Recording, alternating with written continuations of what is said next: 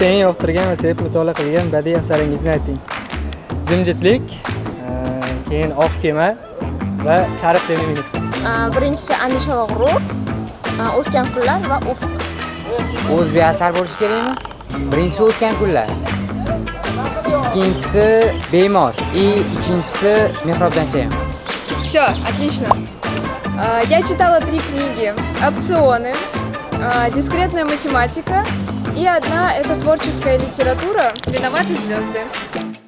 И вам хорошего дня. Shumbola, shaytanat, keyin oq kema. Jimjitlik, oq kema, alkimyogar.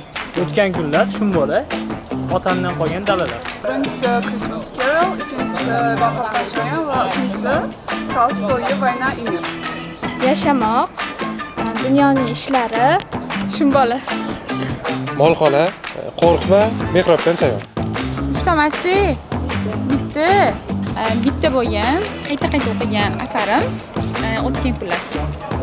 Bo'ldi, boshqa.